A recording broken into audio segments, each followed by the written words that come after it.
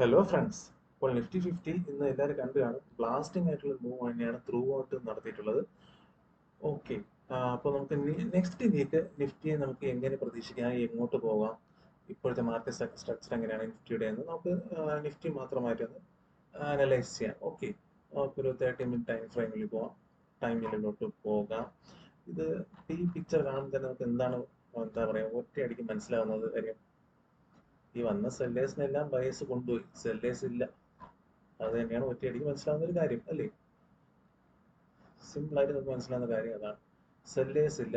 ഇനി സെല്ലേഴ്സ് വേണമെങ്കിൽ market create ചെയ്തേ പറ്റുള്ളൂ. എങ്ങനെയാണ്, എന്തുകൊണ്ട് ക്രിയേറ്റ് ചെയ്യണം? മാർക്കറ്റിന് തിരിച്ച് മുകളിൽ പോകണമെങ്കിൽ സെല്ലേഴ്സിനെ കൊണ്ടുവന്ന് അവരുടെ SL ഒക്കെ എടുത്താലേ വീണ്ടും മുകളിലോട്ട് പോകാൻ പറ്റുള്ളൂ. അതിന് ചിലപ്പോൾ ഗ്യാപ്പ് അപ്പ് വരാം, ഫ്ലാറ്റ് ഓപ്പൺ ചെയ്യാം, എന്തും സംഭവിക്കാം മാർക്കറ്റിൽ. ഓക്കെ, നമ്മൾ ഇത്രയും മനസ്സിലാക്കുക. അടിസ്ഥാനപരമായി ബേസിക് ആയിട്ട് നമ്മൾ മനസ്സിലാക്കേണ്ട ഒരു കാര്യം. ഓക്കെ, എന്താണ് ഒരു ചാർട്ട് കണ്ടു, എന്താണ് നിഫ്റ്റി 50 സെല്ലേഴ്സ് ഇല്ല, ഫ്രഷ് സെല്ലേഴ്സ് ഇല്ല. ഓക്കെ, ഇനി മുകളിലോട്ട് പോകണം എന്നാണ് മാർക്കറ്റിന്റെ ഉദ്ദേശമെങ്കിലും സെല്ലേഴ്സിനെ ക്രിയേറ്റ് ചെയ്യണം, മാർക്കറ്റിൽ കൊണ്ടുവരണം. ഓക്കെ, അവർക്ക് ഒന്നുകൊണ്ട് അവർ ട്രാപ്പ് ചെയ്ത് മുകളിൽ പോയില്ല, ചിലപ്പോൾ അതിന്റെ താഴോട്ട് വരാം. അപ്പോൾ എല്ലാവരും വിചാരിക്കും മാർക്കറ്റ് വീഴാൻ പോകും, അപ്പോൾ വീണ്ടും പോവാം. അല്ലെങ്കിൽ മാർക്കറ്റ് കുത്തനെ താഴോട്ട് വീഴാൻ എന്ത് വേണം മാർക്കറ്റിൽ സംഭവിക്കും. ഞാൻ പറഞ്ഞ ഇപ്പോഴത്തെ പോസിബിലിറ്റി ഈ ചാർട്ട് കണ്ടിട്ട് ആർക്കും മനസ്സിലാക്കുന്ന, ആർക്കും സ്വയം അനലൈസ് ചെയ്യാൻ പറ്റുന്ന ഒരു പോസിബിലിറ്റി ഈ ചാർട്ടിൽ സെല്ലേഴ്സ് ഇല്ല. ഓക്കെ, നമുക്ക് ആദ്യം എന്ത് ചെയ്യാം, ഒരു സപ്പോർട്ട് ആൻഡ് റെസിസ്റ്റൻസ് നിഫ്റ്റി 50യിലേക്ക് ഒന്ന് വരയ്ക്കാം. ഓക്കെ, ഇതിരിക്കട്ടെ.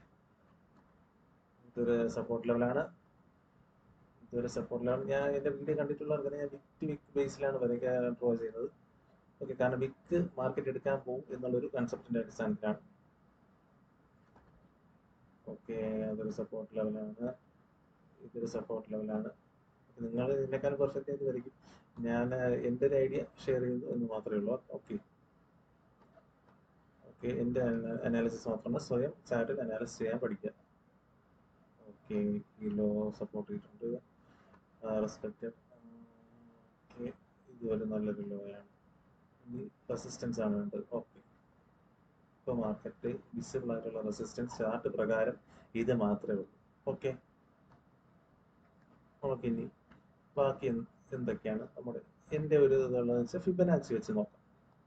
മാർക്കറ്റ് ഇവിടുന്ന് മൂവായി ഈ ലോ മുതൽ ഈ ഹൈ വരെ മാർക്ക് ചെയ്യുന്നു. 0.5-0.618% നമ്മൾ ബോക്സ് ചെയ്യുന്നു. ഓക്കെ, പെൻഡുകളും കൂടെ നിർത്തോട്ടെ. ഓക്കെ, ഇത്രയും നമ്മൾ ലെവൽസ് ആയി കഴിഞ്ഞു. എന്ത് നമുക്ക് എങ്ങനെ നോക്കാം. ചിലപ്പോൾ നല്ല രീതിയിൽ താഴോട്ട് തന്നെ വരാം. വിചാരിച്ചോളൂ ഇവിടെയുള്ള 24,854, ഓക്കെ, 24,800-900 ലെവലിലുള്ള സ്ട്രോങ് സെല്ലിംഗ് ഉണ്ടെന്ന് വെച്ചോളൂ. അവിടുന്ന് താഴെ വേണമെങ്കിൽ വരാം, ഇവിടുന്നൊക്കെ ട്രാപ്പാക്കി കാണിക്കാം. ചിലപ്പോൾ വേണമെങ്കിൽ കുത്തനെ താഴെ വരാം. പക്ഷേ ഈ സോൺ മേക്ക് ഓർ ബ്രേക്ക് ലെവലായിരിക്കും. ഇവിടുന്ന് ചിലപ്പോൾ താഴെ പോകുന്നതാണ്, ചിലപ്പോൾ താഴോട്ട് ഒരു ബ്രേക്കായി വരാം കാണിച്ച് ചിലപ്പോഴല്ല സാധ്യത കൂടുതലാണ് തിരിച്ച് മുകളിലോട്ട് പോവാം, എല്ലാ സെല്ലേഴ്സിനും എടുത്ത് കളഞ്ഞുകൊണ്ട് പോവാം. ഓക്കെ, അത് ഒരു പോസിബിലിറ്റിയാണ്. നമുക്ക് ഇതൊക്കെ അനലൈസ് ചെയ്യാൻ, പ്രോബബിലിറ്റി പറയാനും മാത്രമല്ലാതെ ലൈവ് മാർക്കറ്റിൽ എന്ത് സംഭവിക്കും എന്നുള്ളത് ലൈവ് മാർക്കറ്റിനെ തീരുമാനിക്കാൻ കഴിയുള്ളൂ. ഓക്കെ, മാർക്കറ്റ് എന്ത് പറയുന്നു അതിന്റെ കൂടെ പോവുക. ഇന്നലത്തെ എന്റെ അനാലിസിസ് വീഡിയോ ആരെയും കണ്ടിട്ടുണ്ടെങ്കിൽ അതേ പറഞ്ഞിട്ടുണ്ടായിരുന്നു, നിഫ്റ്റി ബൈ സ്ട്രോങ് ആണെന്ന് പറഞ്ഞിട്ടുണ്ടായിരുന്നു. ഈ ബാങ്ക് നിഫ്റ്റി വീക്ക് ആണെന്ന് പറഞ്ഞിട്ടുണ്ടായിരുന്നു. ബാങ്ക് നിഫ്റ്റി കൊണ്ടുപോയത് ഇന്ന് നിഫ്റ്റിയിൽ ഉണ്ടായിരുന്ന ബയേഴ്സും നിഫ്റ്റി പോകുമ്പോൾ ബാങ്ക് നിഫ്റ്റിക്ക് പോയാലേ പറ്റുള്ളൂ. ഓക്കെ, എല്ലാവർക്കും മനസ്സിലായെന്ന് വിശ്വസിക്കുന്നു.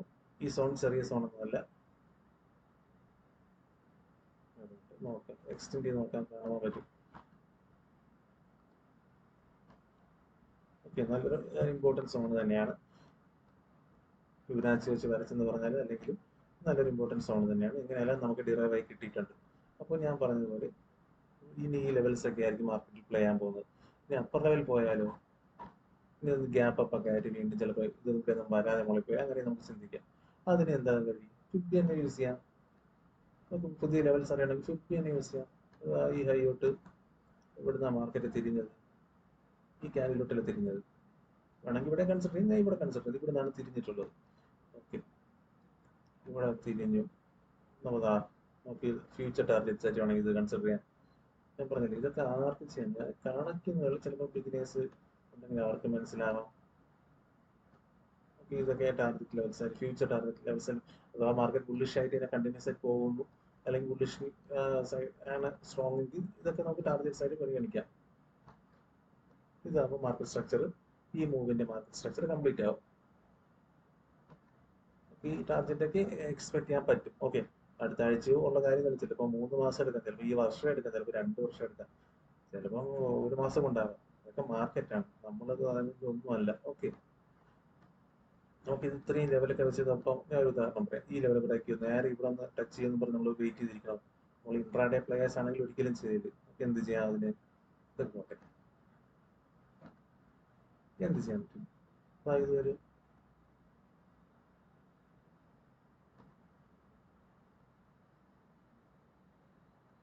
ഹാഫ് പോയിന്റ് ഇത് റെസ്പെക്ട് ചെയ്യും. നമുക്ക് സംശയം ഉണ്ടെങ്കിൽ മാർക്കറ്റിൽ എവിടെയെങ്കിലും ഫ്ലിപ്പ് വരച്ചിട്ട് അതിന്റെ ഹാഫ് പോയിന്റ് ഒക്കെ മാർക്കറ്റ് റെസ്പെക്ട് ചെയ്യുന്നുണ്ടോ ഇല്ലെങ്കിൽ നമുക്ക് നോക്കിയാൽ മതി. ലൈവ് മാർക്കറ്റ് വർക്ക് ചെയ്യുന്ന കാര്യങ്ങളാണ്, അല്ലാത്ത ഒന്നും പറയുന്നില്ല. ഇതുപോലെ നമുക്ക് ഇങ്ങനെ മാർക്ക് ചെയ്തിടാൻ പറ്റും.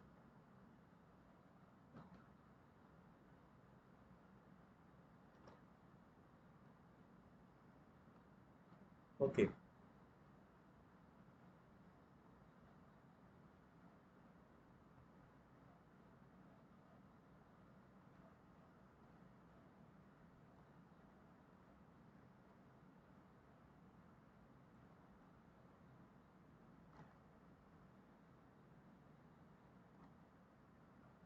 നമുക്ക് എന്ത് പെട്ടെന്നാണ് ലെവൽസ് കിട്ടിയിട്ടുള്ളത്, ഫ്യൂച്ചർ ലെവൽസ്. ഓക്കെ, അപ്പൊ ഇതെല്ലാം നമുക്ക് നമ്മുടെ എന്താ പറയുക, പെയ്ഡ് ടൂൾ ഒന്നുമല്ല. നമ്മുടെ കയ്യിലുള്ള ഫിബനാച്ചി എന്നുള്ള ഒരു ടൂൾ വെച്ച് നമ്മൾ ഫ്രീ ആയിട്ട് നമ്മുടെ ചാർട്ടിൽ പ്ലോട്ട് ചെയ്യുന്ന ലെവൽസ് ആണ് ഇത്. ഇത് വർക്ക് ചെയ്യില്ല എന്ന് തോന്നുന്നുണ്ടോ? 100% വർക്ക് ചെയ്യും. പ്രൈസ് റെസ്പെക്ട് ചെയ്യുന്ന ലെവൽസ് ആണ്, ഉറപ്പായിട്ട് റെസ്പെക്ട് ചെയ്യുക ചെയ്യും. ഓക്കെ, നമുക്ക് വേണമെങ്കിൽ പ്രൈസ് ഇങ്ങോട്ടൊക്കെ മൂവ് ചെയ്യുമ്പോൾ അതിന്റെ നമ്മൾ എന്താ പറയാ, പ്രിന്റ് ചെയ്ത് പുതിയ ചാർട്ട് കിട്ടുമ്പോൾ നമുക്ക് അതനുസരിച്ച് നമ്മുടെ ലെവൽസ് അപ്ഡേറ്റ് ചെയ്ത് കൊടുക്കാം. ഞാൻ ഇപ്പോൾ ഇവിടെയൊക്കെ വരച്ചാണെങ്കിൽ അവിടെ നമുക്ക് സപ്പോർട്ട് റെസിസ്റ്റൻസ് പ്ലോട്ട് ചെയ്യാം. ഇപ്പൊ നമുക്ക് അറിയില്ലല്ലോ മുകളിൽ എങ്ങോട്ട് പോകാൻ എന്ത് ചെയ്യാന്നുള്ളത്, അതുകൊണ്ട് ഞാൻ പ്ലോട്ട് കിട്ടും എന്ന് മാത്രമേ ഉള്ളൂ. ഓക്കെ, ഇപ്പൊ നിഫ്റ്റിയുടെ ഒരു ചിത്രം ക്ലിയർ ആയി കാണുമെന്ന് വിശ്വസിക്കുന്നു. ഇവിടുന്ന് ഗ്യാപ്പ് അപ്പ് പോവാം.